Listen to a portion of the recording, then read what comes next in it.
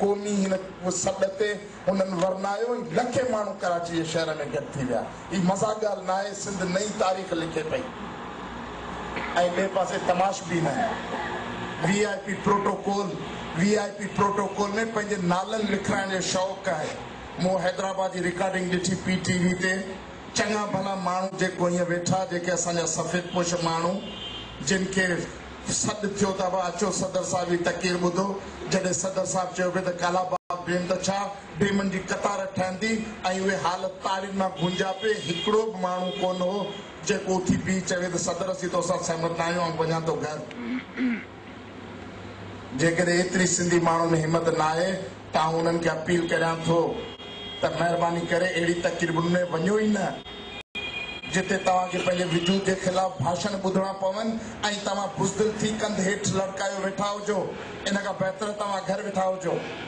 Boycott थियणु खपे हिननि जो। ऐं इन खां पोइ ॿी जेका ॻाल्हि करणु चाहियां थो, पीर पागारे जे हवाले सां ॻाल्हि कई वई आहे।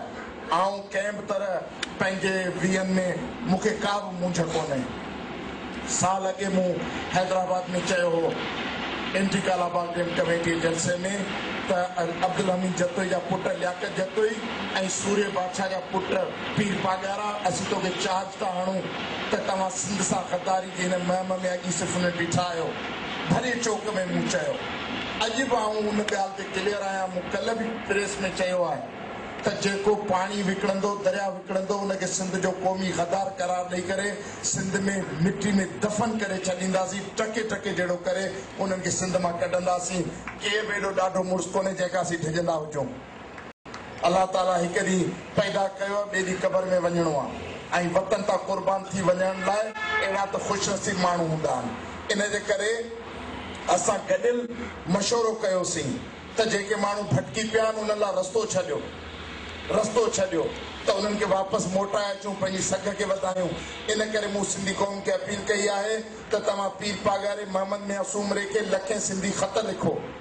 उन्हनि खे चओ त हीउ गद्दारी जो रस्तो आहे, हीउ सिंध दुश्मनी जो रस्तो आहे, हीउ गुमराही जो रस्तो आहे। तव्हां कालाबाग जी हिमायत कयो।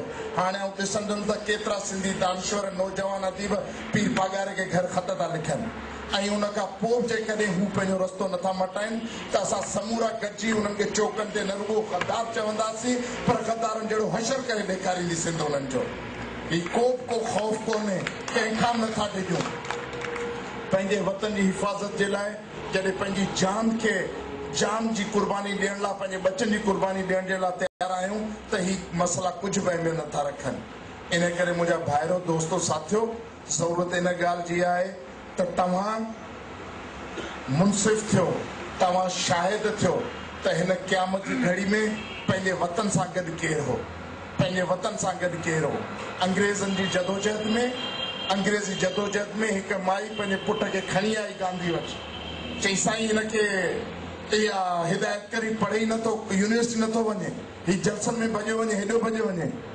त गांधी चयो माई सही आहे, पढ़ाई बि ज़रूरी आहे, पर जॾहिं हिंदुस्तान आज़ाद थींदो इहो कोन ॾिसंदासीं त तुंहिंजे पुट वटि PhD डिग्री आहे, तुंहिंजे पुट वटि MSc डिग्री आहे, फर्स्ट पोज़ीशन आहे या थर्ड पोज़ीशन वारो आहे। आज़ाद हिंदुस्तान में इहो ॾिठो वेंदो त तुंहिंजे पुट जे कुल्हे ते, तुंहिंजे पुट जे सीने ते आज़ादी जदोजहद में जेल केतिरो लिखियल आहे, कोड़ा केतिरा लॻियल आहिनि, गोलियुनि जा निशान केतिरा आहिनि। तुंहिंजे पुट जो इज़त मान ऐं क़दुरु उन निशाननि सां थींदो। अॼु सिंध हिन ग़ुलामी ऐं ज़िलतुनि जी जकड़ में आख़िरी हद ताईं हली वई आहे।